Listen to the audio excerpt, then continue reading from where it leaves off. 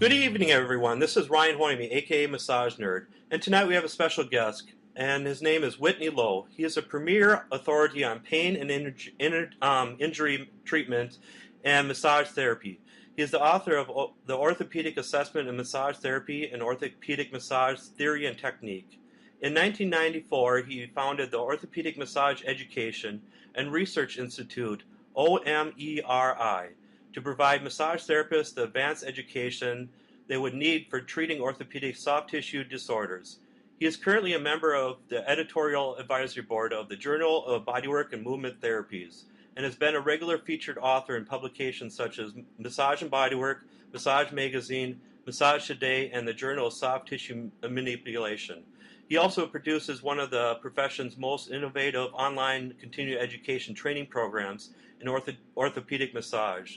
For more information, go to www.omeri.com. Good evening, Whitney. Thanks very much, Ryan. It's great to be here and great to be part of your wonderful show. Thanks. So how long have you been in this profession? Well, I started into massage in the mid-'80s, right around 1986. So let's see, I guess that's about 14 or so years now. 14 going on 15. Not 24, going on 25 years. Losing the numbers there. And what got you interested in massage then?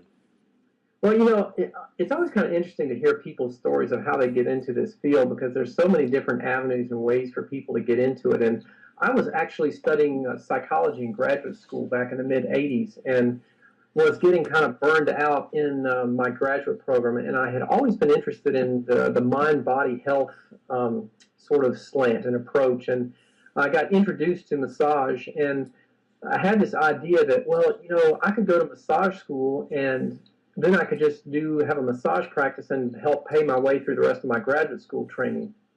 So I went to massage school thinking I'd just, learn a little bit more about the body and learn about sort of mind-body health and then use that to pay my way through graduate school. And once I got to massage school, I got hooked like so many other people and just thought it was the most fascinating thing.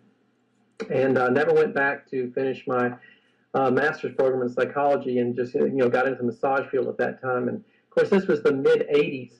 Down in Atlanta, Georgia, in the South, where massage was not, well, let's just say it was not as popular as it is today, and it was not looked upon very kindly. And when I told my parents I was going to quit graduate school and go to massage school and become a massage therapist, that didn't go over too well.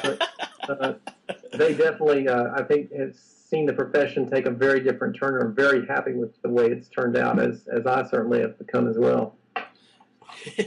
So you did your training in Atlanta then?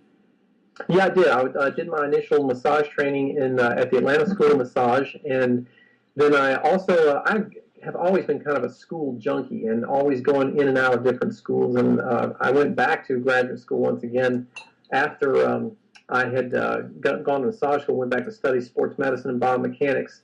After that, because I was really interested in sort of the medical and science applications of massage therapy. So just to constantly look for any kind of learning opportunities that I can whenever they come about. So yeah, I did that initial training in Atlanta before moving out to the West Coast. Okay. And what are some of the biggest challenges or changes or challenges you've seen happen in the field during your career?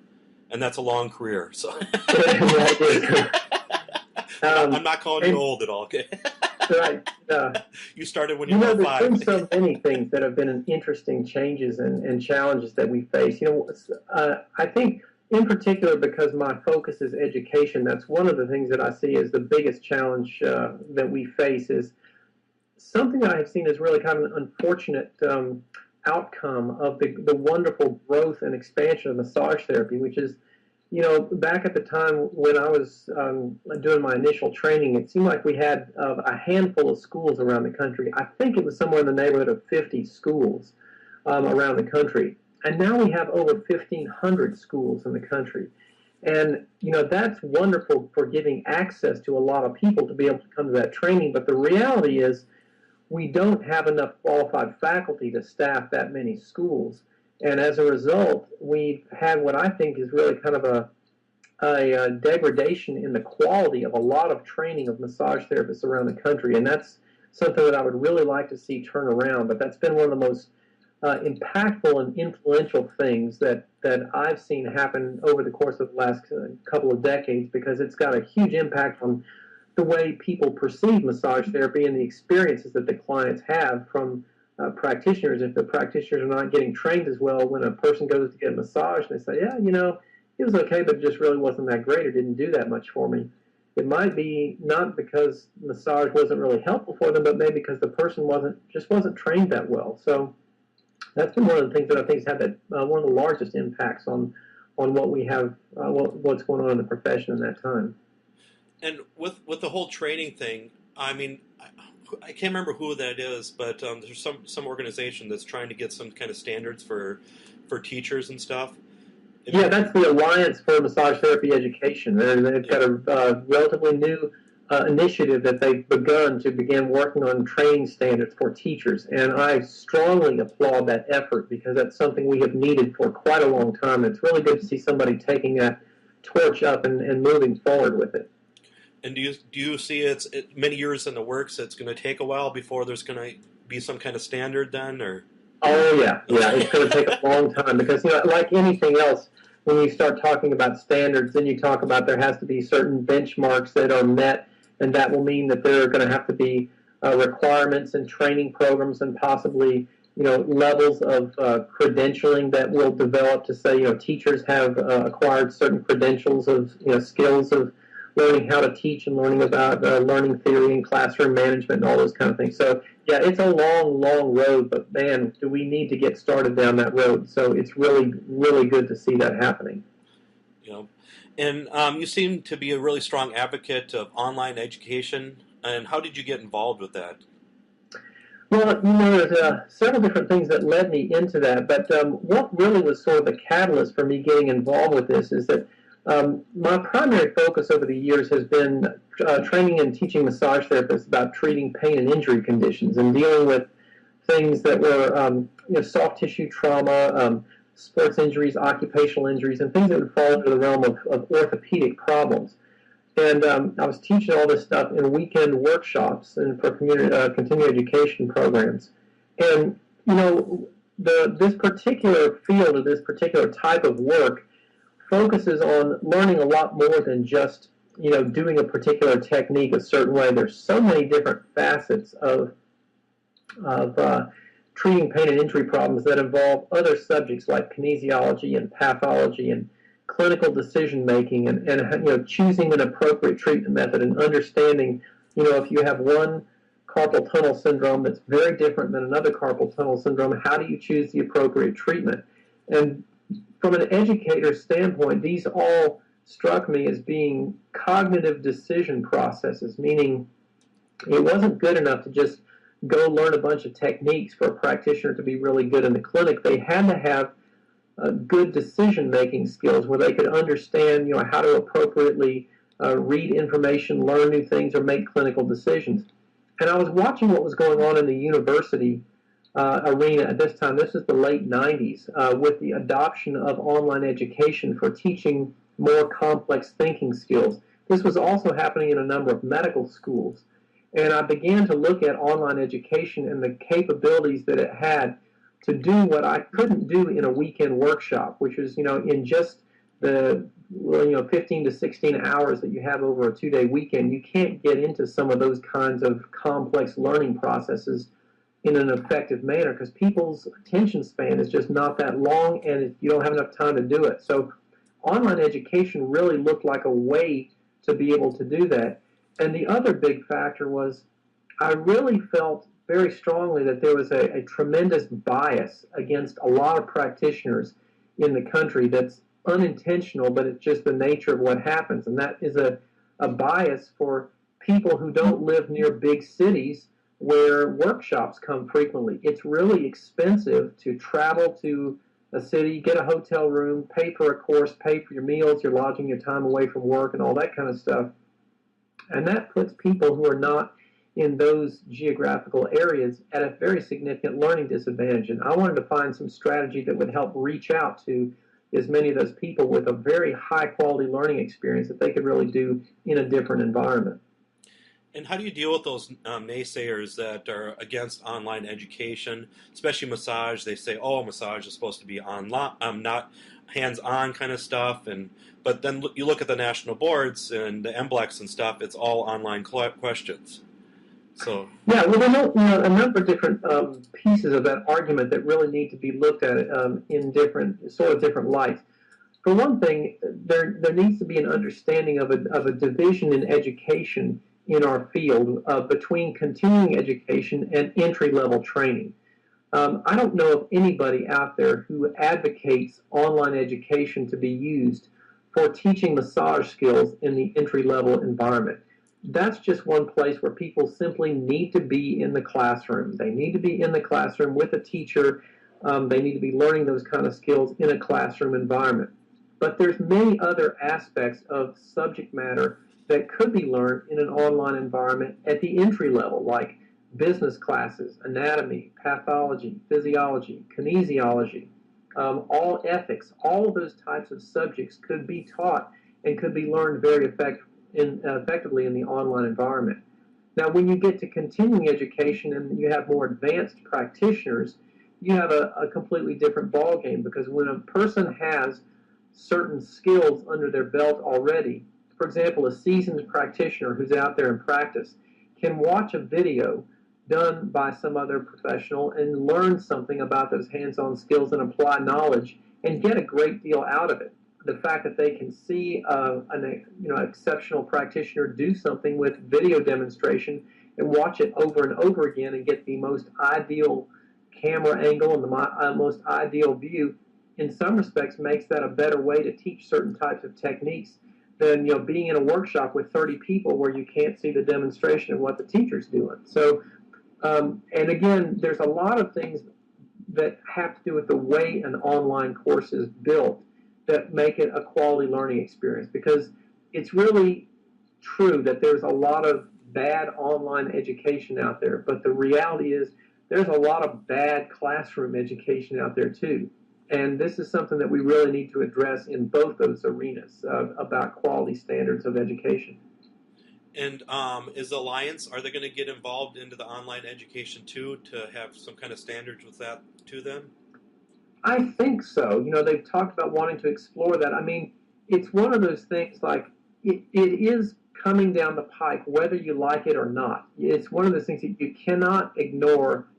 I mean, you can put your head in the sand, but you cannot ignore the fact that this is one of the most significant changes in education that we have seen in over a century.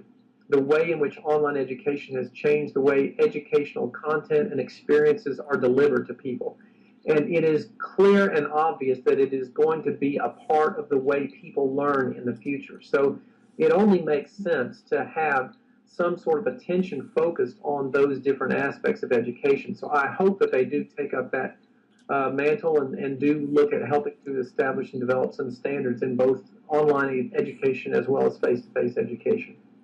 And do you see any difference between home study and online education?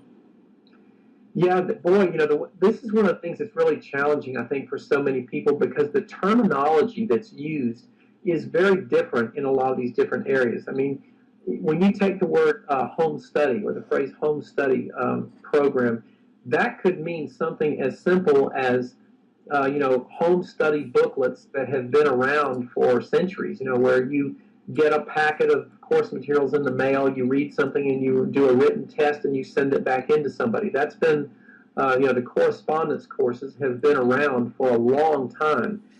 But the type of things that happen with online education can be very different. There are courses that might be simple like that, where you look at something online and you take a very simple multiple choice test. And that's kind of like the most simplistic form of online education.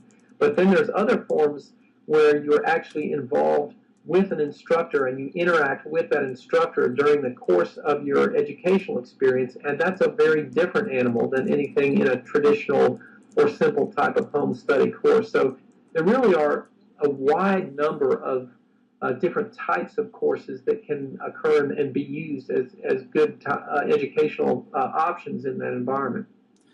And how do you effectively gauge whether that person learned that material or not then for online education? Well, this is a really good question because we actually have to address that concept in all types of education, not only online education. So I'll mention some things about both of those. In the face-to-face environment, there's been this sort of idea that, well, we can evaluate what students do because we can test them and we've seen them in the classroom. But a lot of this has to do with if you look at assessment as a tool and what happens when we use various assessment strategies like the traditional multiple choice test used so often in classroom environments or the simple short answer test. You can be testing certain types of information, but a lot of times what you're really testing is short-term recall of information and not necessarily whether somebody does have a full understanding of what they're doing. So when you look at various testing and assessment strategies, you have to look at those kind of issues of what are we actually testing here and what are we actually evaluating. And that's true in both the classroom environment as well as the online environment. In the online environment, there are certain things that you do not have easy access to that you do in the classroom. For example, the security around a test, where in a classroom you can say, you come into the classroom, you put away your books, and you take a test and you have to use nothing but your memory. Now, that's disregarding the fact that there are tons of different ways that students cheat on tests these days with small cell phones and things that can be used to bring answers into a test. But in the online environment, it's a very different animal in terms of the assessment process. And the thing is, it's also very different with the way you're actually trying to teach in this environment. You're usually not trying to teach just for rote memorization. You're trying to teach more for the thinking process that goes on behind that. And therefore, your assessment strategies need to take that into consideration. And there are many different creative ways that that can be done with teaching portfolios, with clinical exercises that a student can complete that are incomplete things that they have to then fill in answers for or fill in missing pieces of, or there are different types of strategies for ways that you can assess learning activities in the online environment. But the one thing I will say about that is it takes a lot of work and it takes a lot of research and paying attention to learning theory to do things well, because one of the things that I have talked to people about online education for years and said, it's relatively easy to create an online course. It's really hard to create a good one. And that's what often happens. It's easy to throw a bunch of PowerPoints up on the web and make a multiple choice test, but that does not necessarily mean good learning. And so it often falls to the student or the practitioner to have to make some evaluations of what is really going on with good learning processes. Do you believe there should be like forums in the classes too, then, so they can communicate with other students? Or well, I think that's one of the most valuable aspects of what happens in an online environment. For example, in a standard sort of self-paced and self-directed on-demand course, you might go through and do a bunch of learning activities all by yourself and never interact with anybody. But you in particular, and all the people who watch and follow you on Facebook and see what you've done with social media, are a great example of how learning occurs in the social environment. It's a great place to enhance the communication between different people and to use that social part for the learning process.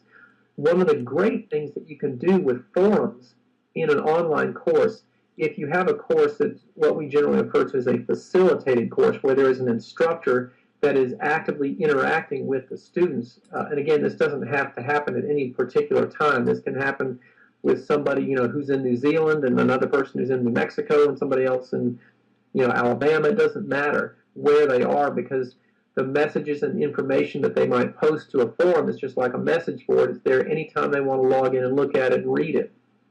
If you're in the classroom with somebody in a face-to-face classroom and the instructor asks a question or poses an assignment to the students, they have to think about that question and answer it right there on the spot. And this does not allow them sometimes to get into deeper levels of thinking about the concepts behind the question that's being asked.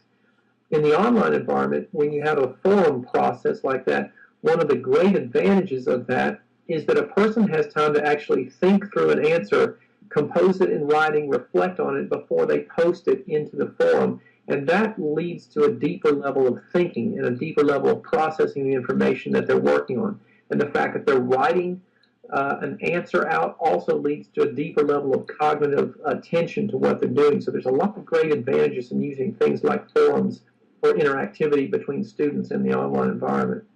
Do you require your students to do some of that then, or is that kind of Yes, option? Okay. in the online courses that we do, there are certain parts of it where there's optional communication. They're always encouraged to do that as much as possible.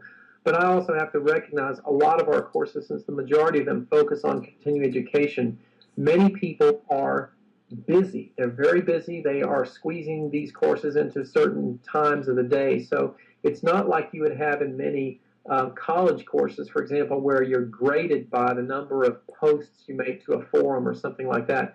In most of our coursework, it is something that we encourage people to do, but they're not necessarily forced to do. But what people end up doing is also interacting a lot more with me, because in our online courses, for example, they may last for weeks at a time instead of just having a 2-day weekend workshop where that's the only time you got to ask the instructor a question. You got weeks and weeks that you're in this course that you may think of things while you're working on one client on 1 week, and you want to ask a question 2 weeks later that comes up for you. You've got that opportunity to have that kind of communication. So I strongly advocate and encourage people to bring in discussions with other students and other people who are in the course, because that really enriches the learning experience.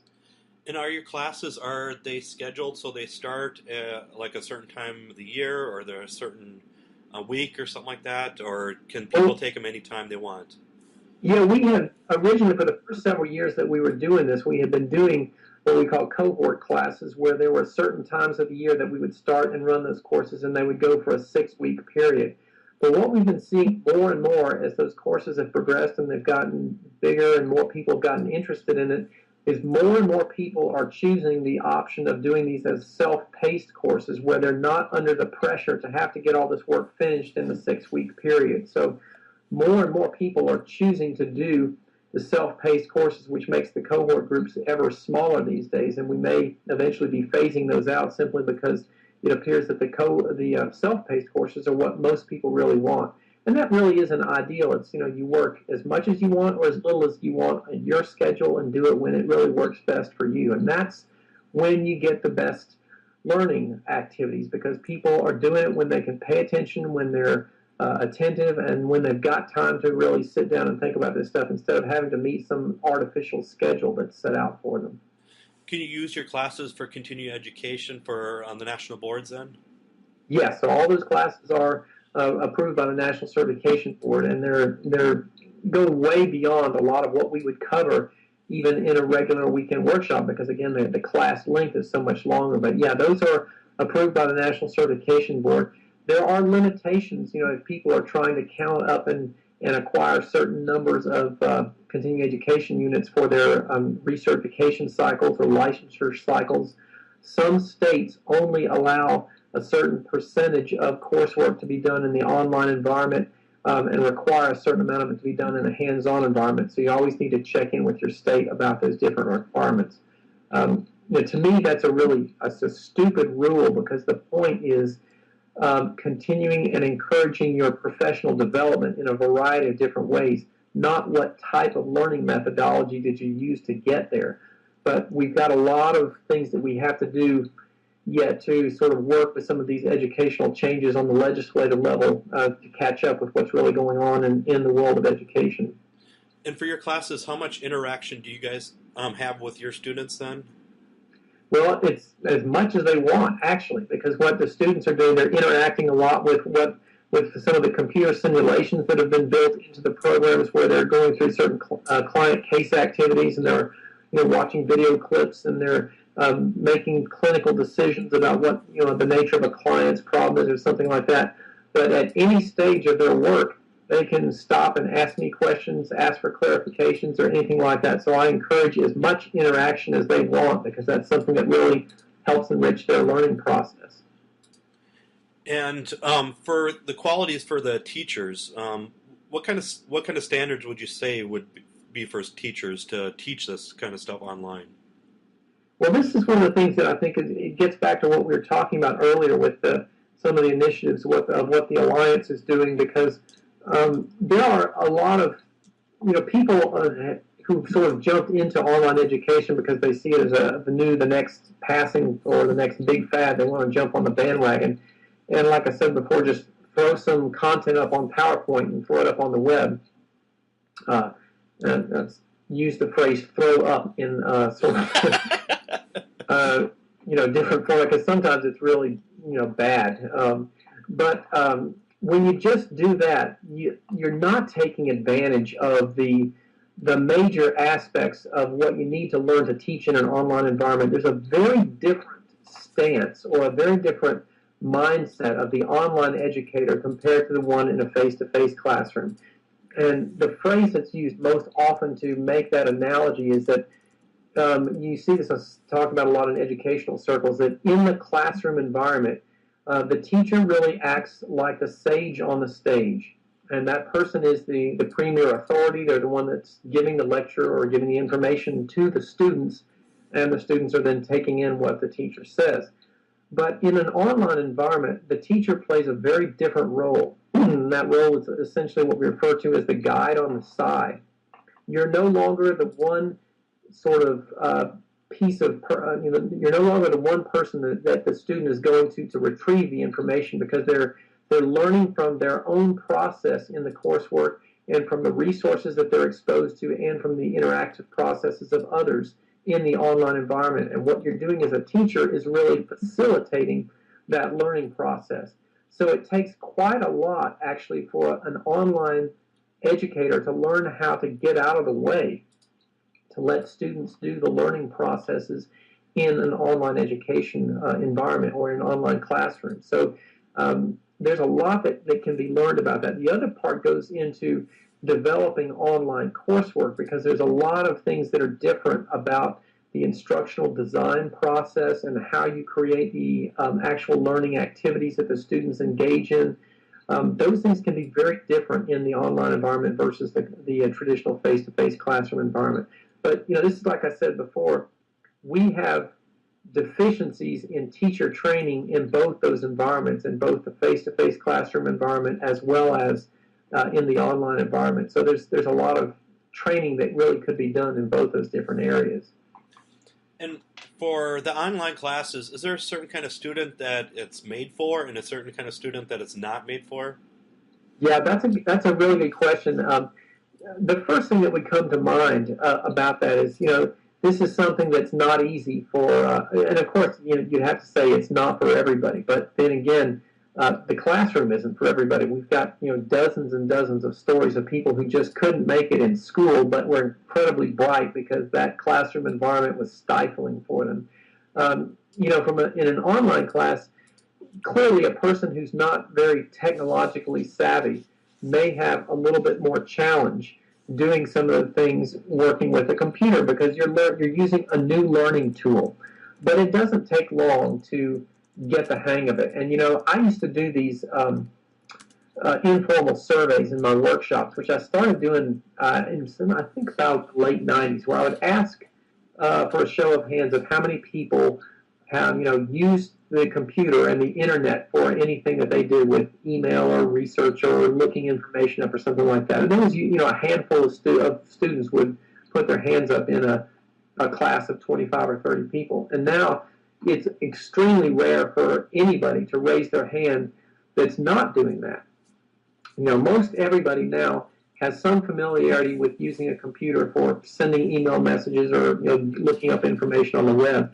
And a well-built online learning course really will require very little more technological skill than that. If you can send an email message and navigate a website, you have just about the extent of computer skills that you really need in most online courses. But there are some things with characteristics of other online students that I would say make that type of learning more successful for some people than others. Because you don't have the structure of a traditional classroom in most of these courses, the person who is not somewhat self-motivated and self-disciplined has a bit more challenging time keeping up with their assignments and keeping up with their work. if you're one of those people that, you really need that structure to make it go to class, make sure that you get your stuff done, that can be a lot harder for you in the online environment, because it really does benefit you most to be able to be somewhat independent and self-directed in your learning process. So, like anything else, there are things that are easy, there are things that are good, there are things that are hard. There are different types of people who will feel themselves pulled and directed to that type of learning process more than others. Okay. And then somebody in the chat says, "Is there a time limit on your online courses at all?" Because I know you said before that people can kind of take them anytime they want, but is there a limit where you cut them off? You have to have them done within a certain time? No, I decided, I toyed around with that idea for a while and decided I wanted to have that be fully open-ended and try to, encourage people to do it within a certain period of time, but not put a time limit on it, because I've had people who, start into a course and then, some life disaster happens. There's a death in the family, there's a divorce, or, their house, something happened and they had to be gone for 6 months or 8 months or something like that. And then they come back and say, now my life is settled down, I'm ready to get back to it. I pick it back up, and it's like, great, that's the benefit of this type of learning process, is that you can pick it up when you're most attentive, most attuned to it, and really kind of ready to be, at the ideal learning place for yourself. So I really don't like having those kind of constraints on it, so that people can really have the full freedom to do as much as they want to with it. And is it still true with national boards? There are some kind of restrictions for, I can't remember if it's home study or the online classes. There are restrictions on the type of topic matter that can be covered in those courses. So again, and they have loosened up some of those restrictions in the last year or so in terms of what they were allowing people to do.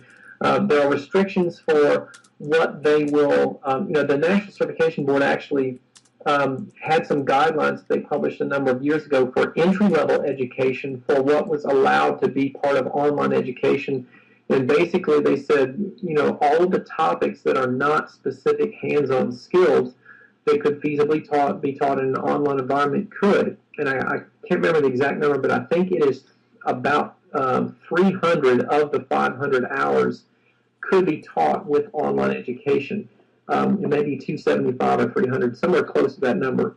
And in the continuing education arena, again, there are certain types of courses that when you go through the approval process with the National Certification Board, they want certain types of documentation about what you do in the online courses and what the content is, to see if it's appropriate for that type of education. Well, one of the things that I've noticed, not only from the National Certification Board, but also from some of the state boards and other organizations that are scrutinizing and looking at online education, is the online courses, the approval process to get those kind of courses approved is frequently far more stringent than it is for face-to-face courses, which I understand some of the rationale of them wanting to make sure that because this is new, that things are done better this way, because it's, like we said, easy to develop things that are maybe not so good. But there is a degree of unfairness in the way those types of approvals are administered. There's not the same degree of scrutiny given to many of the face-to-face classes, and I would like to see the level of scrutiny increased for all of them, so that they really are evaluated on a much more level playing field. And do you know if there's any research out there comparing in class compared to online about? There is, in fact, some very fascinating research that's been done in those areas, because as we said, the online education has been used in the high school and post-secondary and collegiate levels for quite a number of years, and now it's given us the opportunity to have some research to look at the educational outcomes in these different environments. And in fact, numerous studies have been done comparing the different types of learning processes, and there was a very important compilation of research studies that was released in the summer of 2009 by the U.S. Department of Education that compared online education to face-to-face education, with looking at pure online courses, pure face-to-face classroom courses, and ones that are a combination of both online and face-to-face courses, which is what's called a hybrid program. And what they found is in many of these different topic areas, students in online education were outperforming some of those in the face-to-face classroom courses, and those in the hybrid programs were doing the very best. That way you're really getting the best of both worlds. So there actually has been a fair amount of research out there, and again, some of it is still controversial because we are still a little bit new in this environment, but the point really comes down to, in a good and high quality online educational program, you absolutely can get the same degree, if not, in my opinion, in many instances, better educational outcomes than you can in the traditional classroom environment with appropriate subjects. Is that why you think like University of Phoenix, those online colleges do so well too then? Well, you see some things with those types of colleges that a lot of that is about convenience, addressing those issues of, when can a person get to class, and the fact that you can go and do some of these things in an online environment if you don't live near the university campus and all that kind of thing. They're really taking advantage of many of those types of convenience factors and education, making education more accessible, those types of factors. And when you look at some of these hybrid classes, one of the most interesting educational experiments in the online education world is something that came from MIT a number of years ago, which the Massachusetts Institute of Technology, which is one of the most prestigious schools in the world.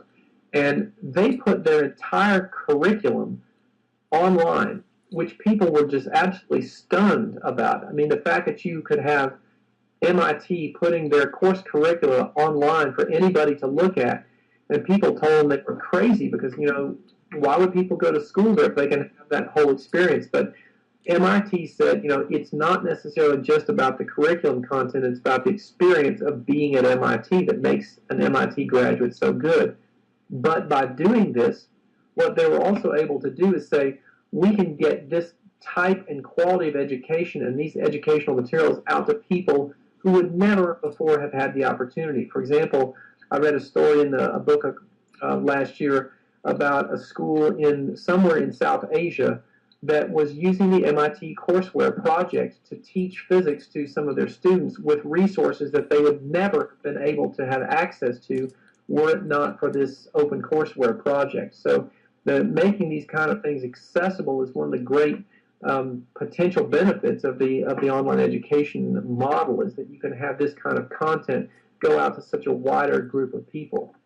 And for price-wise, our online education, do people have that a little bit cheaper, would you say, in general, or the same price, or higher compared to in-class? I think I haven't done a lot of detailed surveys in the massage profession to look at and compare these things, but I think in general, if you look across the board, you will see that the overall tuition rates for online courses is less per credit hour than it is for most face-to-face workshop courses. I know our online courses are less expensive per CE hour, far less expensive per CE hour than workshop courses, and that's simply a matter of what it costs to produce and deliver them. I mean, we can produce and deliver an online course far less expensively because we're not having to absorb all of the marketing and promotion costs with the local workshop, the hotels, the airfare, the room rental, all of those types of costs that have to come off the top of a workshop. So we can offer those types of courses a lot less expensive. And I think that's pretty much true across the board and with other types of courses that I've seen in our field as well. And I see with the website that you're part of, the educationtrainingssolution.com, that you guys actually offer classes on how to teach online. Yeah, one of the initiatives, this company is something I do with my business partner, Jan Schwartz, and one of the things that we're looking at doing is trying to help other educators learn about some of these details of how to teach in an online environment. So we put together a teacher training course for teaching others how to teach online, and we're doing some significant enhancements to that course, which are going to be ready in about another month or so, to try to help other teachers learn some of these skills that we've been talking about for teaching in an online environment, because like I said, it's coming down the pike whether you like it or not, and since there are so few resources out there for people to learn a lot of the stuff that Jan and I have spent a decade or more studying and learning about, we wanted to try to share that with teachers so they could help build quality educational experiences in their institutions as well. And then somebody asked, are your tests, are they mostly questions or multiple choice or? Yeah, there's a combination of different types of question types, multiple choice, identifying things. Some of the assessment processes that go on in our online courses have to do with direct feedback from assignments that you turn into me, and I basically grade and give you feedback on them. There's not as much emphasis on grading because this is a continuing education course. It's not like your basic entry-level training where there's far more emphasis on your grades. There's far more emphasis on feedback for you to help you improve your skills and become a better practitioner, and less on the whole grading standpoint. So we really don't even get into numerical grading activities until we get to the final certification test. And I see you guys even offer things on animals too. Well, one of the things that we're doing at the Education Training Solutions site is trying to be able to host other people's courses that may have nothing to do with what we're doing, for example, but people who want to teach a course online. For example, to offer and deliver an online course, it has to be hosted somewhere. It's like a website. When you have a website, it has to be hosted somewhere. And so somebody has to be the company that hosts and runs your website. The same thing is true with an online course. Somebody has to host that course and have it set up under a structure that can be used to organize the content material of the course and that sort of thing. And so one of the other things that we offer with the Education Training Solutions site is a hosting platform for people who have a course or have materials already put together and want to teach that course, but they don't want to pay the expense of their own hosting mechanism because it can be kind of pricey to do all that stuff yourself. So we can spread that cost out among numerous different people. And again, some of the people on the site there are doing various different types of courses that have absolutely nothing to do with our primary interest, which is, of course, the alternative healthcare field.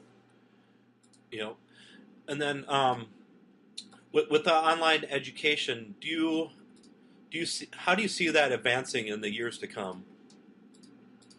Well, this is a field that changes so dramatically, and it's changing so significantly. It seems like almost on a monthly basis that fast. The advances in software that happen that make certain types of activities that you're able to build so much easier than they used to be, and the types of learning management systems or ways in which students can gather together and do different types of activities. I mean, just a few years ago, for example, the majority of online courses were not really utilizing collaborative and social learning very much.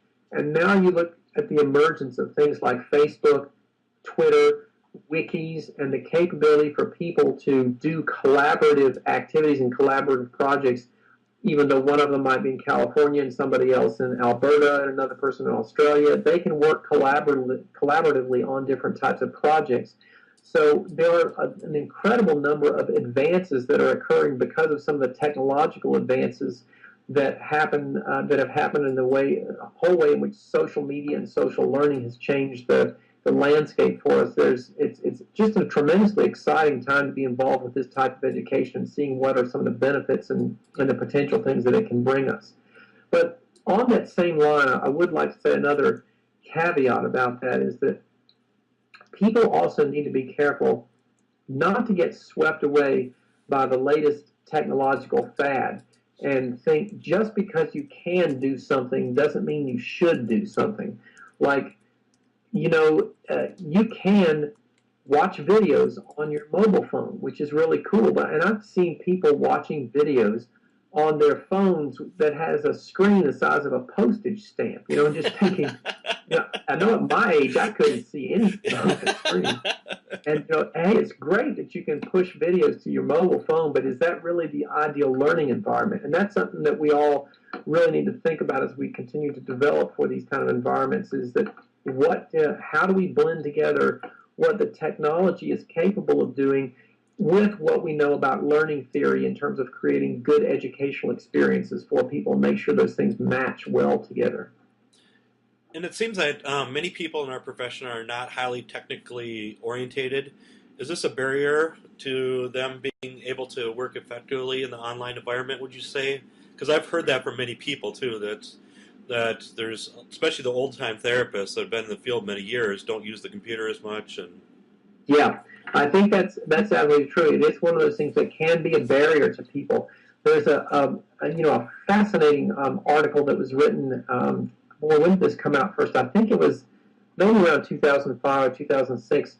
About and this author spoke about two different groups of people. One which he called digital natives, and the other digital immigrants. And people in my generation, for example, are digital immigrants, meaning we came into a generation where we grew up with a certain level of technology, but not the level of technology that people grew up with who maybe were born in Generation X or the millennial generation, where they've never known a world without cell phones and DVDs and digital technology totally enmeshed in their lives. For them, things like online education may come relatively easy. But as I said before, even if you're not highly technologically inclined, a good online course doesn't take technological skills much more difficult than being able to compose an email message, compose a word processing document, and navigate a website. If you've got those kind of skills, that's what you're going to need for most different online courses if they're built well. But it clearly can be a potential barrier for people. And a lot of times, unfortunately, people don't know what they could actually learn in that environment. I get that same comment all the time from people. They say, well, I really don't want to do an online course. I'm much more of a hands-on learner. But if they go and try the course, then they come back saying, I had no idea I could learn this much in this kind of environment, this way. It's really been a great learning experience. And that's something I really want to try to work on, encouraging people to test out in the years to come, is give some of this stuff a chance and think about the possibility that you might be able to learn in ways that you didn't think that you could learn, or that you may not have been accustomed to learning before, because some of those things can really enhance your learning process much more than you realize. And what about if somebody has like dial-up and stuff? Do you think it's a lot harder for them? Depending on the way the course is built, absolutely.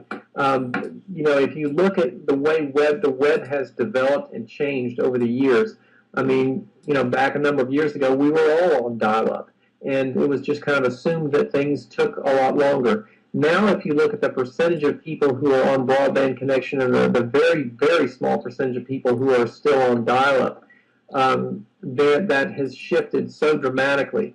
And for the first few years that I was doing our course, I specifically kept the technological complexity of the course very simple, because there were people still on dial-up, a significant portion of people still on dial-up.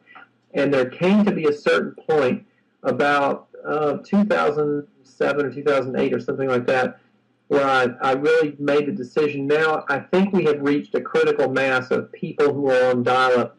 A large majority of people are no longer on dial-up but they are on broadband connections, so we can now use video, audio, all of those things that require a heavier broadband width to do it. There's no question that you can do better educational activities if you have a high-speed internet connection. So the lack of that, if you are still using a dial-up connection, it is, I would agree, a barrier and an impediment to you really being able to get a great experience out of that. So do you offer your full orthopedic massage classes online then too, or? Yeah, we do, because one of the things about the orthopedic massage approach, and this is something a lot of people still don't understand because it's a lot different than some other continuing education programs. Orthopedic massage isn't really a technique. It's really more of an umbrella concept that focuses on a wide spectrum of skills and abilities that are necessary for a clinical practitioner who's going to treat pain and injury problems. So it's not only, we don't have any particular technique that we are married to or adhere to. It's more about making clinical decisions and determining, what is the nature of a client's primary complaint? What is the problem that you're trying to address? How are you going to do it? How are you going to set up an appropriate treatment plan? And these are all cognitive skills. there's no question that advanced practitioner knowledge and advanced hands-on skills are highly beneficial. And we do incorporate a lot of those kinds of skills with the videos that are, we have DVDs that are now free when you do the online courses. So it's a great way to have those kind of backup teaching tools. But you can do our entire program online because the emphasis is more on all of those clinical reasoning and clinical science and rehabilitation science skills than it is specifically on learning any particular type of technique done a particular way. Do you teach anything with doing case studies, how to do case studies? Well, what we do with the case study process in our online course is a little different than what you might see, for example, with the emphasis on case studies that is often advocated by the Massage Therapy Foundation when they talk to you about learning how to do case studies and case reports. What we're doing in the case studies in the online program is taking a certain client case and trying to make it as realistic as possible for what you might be doing in a clinical environment. So one of the things, for example, about online education, or really this is true with any other type of education as well, is that if you can have educational experiences that really mimic what the clinician or the practitioner will do in practice, that learning experience is going to anchor far more accurately for them. So what we try to do is create clinical case studies that are, when the person is going through the course, they're actually trying to dissect what's going on with the client and determine the nature of that client's problem and how they're going to treat it, the same way that they would do that in the real treatment room when they get out and do that in practice. That's a bit different process than what, for example, the foundation is doing with trying to encourage people to learn how to write up individual case study reports or things like that. So similar concepts and some similar things that they'd be learning, but a slightly different process in terms of the end goal of what you're looking for.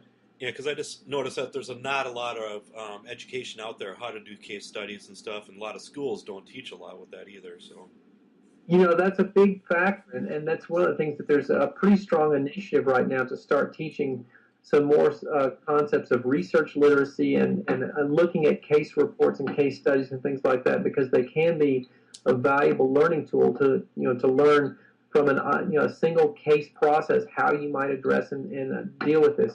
The foundation's been working on this. There's a subcommittee under the foundation that has been working on it for a while called the Best Practices Committee. There's a number of different organizations and groups that are looking at how some of those changes might be implemented in other classrooms and other educational programs to teach people more about these skills. Because, like you mentioned, this is one of those things that a lot of people across the country are realizing is a very important and valuable skill to learn, but it's just something we weren't taught in our basic training programs in most massage schools. yeah, it's definitely frustrating because just in the last few years, the college I teach for, we're starting to incorporate it because we never really had it much before. So, but we definitely see that there's a need for it, though. Oh yeah. And then, do you guys do anything with research too in your classes? Well, that's one of the things that I've been looking at trying to incorporate a good deal is, how to get people to learn some more research skills. So there are some fundamental aspects of research that are involved with our online courses in that people can take some of the additional time that they have since they're not in a classroom in the same, 9 to 5 schedule, whatever, and they can look stuff up outside of the traditional resources that they might look into. For example, they're strongly encouraged to look at other websites, the informational websites, medical websites, the PubMed, the National Library of Medicine database that might have research articles related to the topics that they're addressing. So I do like to strongly encourage people to look at other resources and then for us to begin talking about how to evaluate some of those things, because one of the other important skills that people really need to learn a lot more of, practitioners, is when we start talking about the lack of attention and focused on research in some of those schools and training programs, is how to effectively evaluate good research and bad research. Because if you go to the web now and look up something, let's say on ankle sprains or carpal tunnel syndrome, there's a ton of websites out there with all kinds of information on it. Some of it's good and some of it's bad, and people haven't really oftentimes developed the skills that are necessary to be able to evaluate when is good information and when is it not so good information. And this gets back to that issue that I was talking about of clinical reasoning and critical thinking skills, that until you really can develop and bolster some of those kinds of skills, it's really difficult to be able to judge and determine when you're looking at good information and when you're looking at bad information. And the thing that we often do in our field is we look to certain leaders and teachers that are out there and have been out there for a long time. They may say something, and people will believe it just because so and so said it, and because they're an authority on this matter, and maybe because we see their name around a whole lot. But that doesn't necessarily mean something is accurate. I am constantly encouraging people to do that in our classes. I said, you question me anytime I say something that you don't believe or don't understand. It's imperative that you question the source of where that's coming from, and that's something that I really want to encourage people to do more of with some of their different educational programs. Is make sure there's a way to back up what the teacher is saying, and to really have resources that can adequately document where the information is coming from and is it in fact accurate, because things change a lot and we learn more. Theories change. We have different perspectives that develop because of new findings that come out. So it's important for us to stay current with that kind of stuff so that we can adequately evaluate and make sure we're teaching the most current things. And last year, I think it was last May, that there was Massage Therapy Foundation Summit. Was that what it's called? Can't remember. The highlighting massage and complementary and alternative medicine conference. Yeah. Yes, what was really cool, I remember you were one of the speakers. I didn't go to it, but I was following on Twitter, and people were actually tweeting during your class and stuff. So. Yeah, I saw them out there while I was speaking. Yep. And I thought about asking them, like, are you listening or are you tweeting about this? Yeah. But it was kind of funny because later on, I saw that the Twitter post that they had posted during the midst of the presentation. It was kind of interesting. It's a fascinating idea when you talk about that kind of technology, because they were essentially broadcasting various important facets of what I was saying through their Twitter posts and through screen captures of the slides that I had up on the screen, because you could automatically take photos with your phone or whatever while they were sending those tweets out. And then so lots of people who weren't able to be at that conference were able to see some of the things that were being talked about at the conference. So it's a great aspect of that kind of technology. Do you think people are going to be more acceptable of that then in the years to come? I don't think there's any question about that. It's just, when you look at some of those statistics that, in particular, Eric Qualman pulled out, if you've ever seen that little video called Socialnomics, and if you haven't seen it, go take a look at that on the web. You could probably just Google that term, Socialnomics. There's a great little short YouTube video. But one of the things that he talks about on that video is, the rate of growth and acceptance of various different types of social media platforms compared to other types of media that we've been exposed to over the course of our lives. And, for example, it took something like, and I don't remember these figures exactly, but somewhere in the neighborhood of 30 years for television to reach 50 million viewers. But in just a matter of a few years, Facebook has 500 million people on it. And, if Facebook were a country, it would be something like the fourth or fifth largest country in the world. And, that clearly is the indication of something where there's a growing trend of adoption and enmeshment of these things in our lives. And I think, it's absolutely going to happen, that these things are going to become more and more part of the way we experience life and the way we experience education. And how do you incorporate social media into your online classes then? Well, this is kind of a new, we are all so incredibly new to social media. There's various different ways this can be done with wikis, blog activity, and things like that.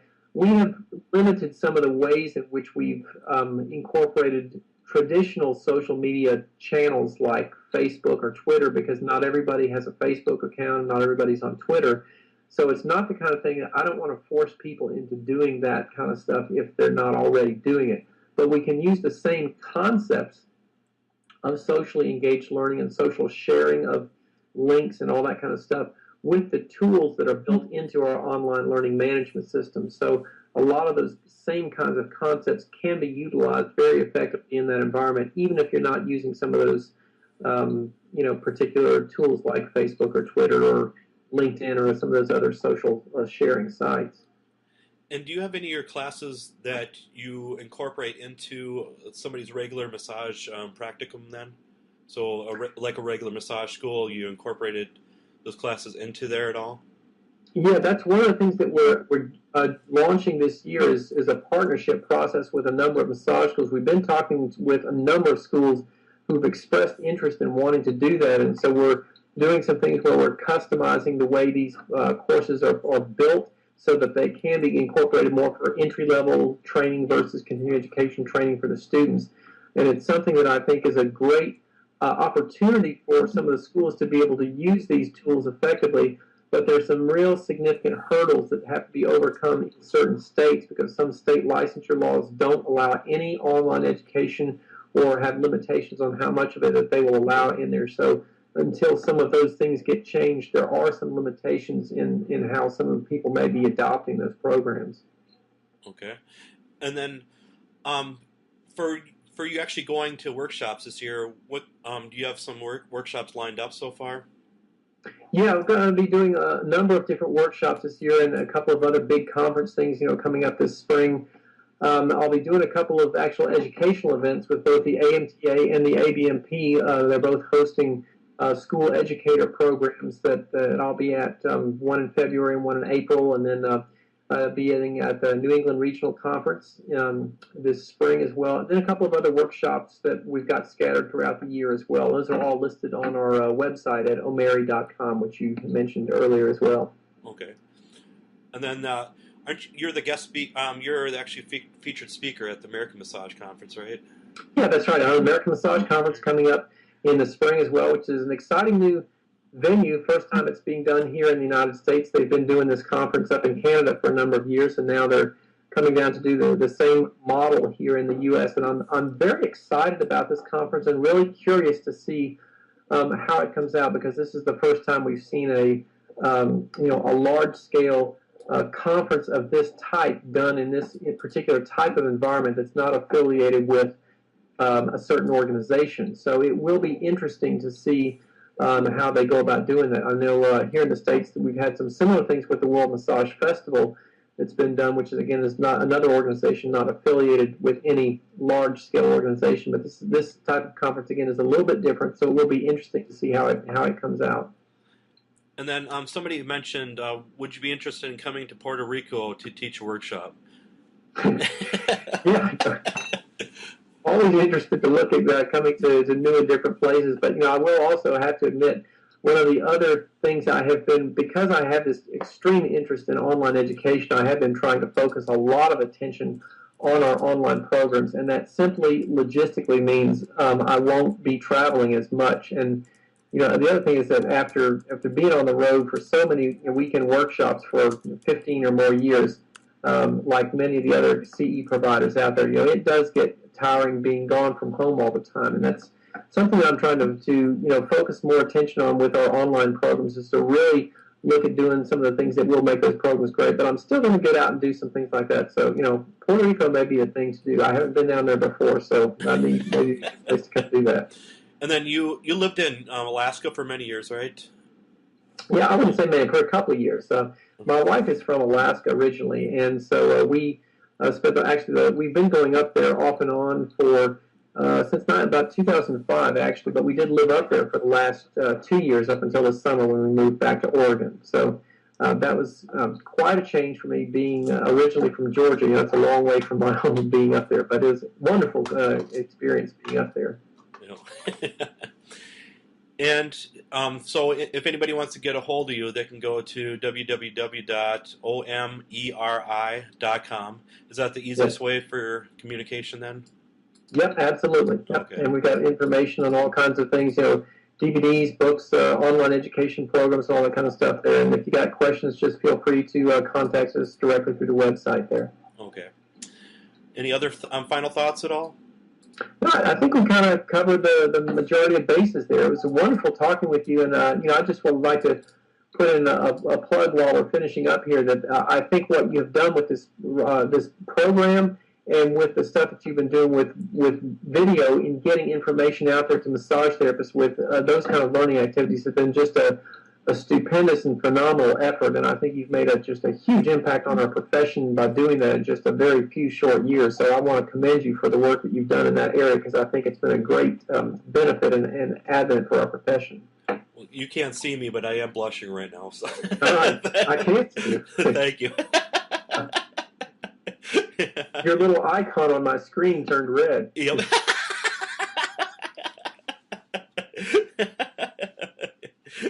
Okay, so thank you very much tonight, Whitney, and thank you everybody for tuning in. And so again, if you need to get a hold of Whitney, www.omeri.com. Okay? All right. Good. Thanks so much, Ryan. I appreciate it. Thank you very much, Whitney. Okay, take care. Thanks. Bye. Bye.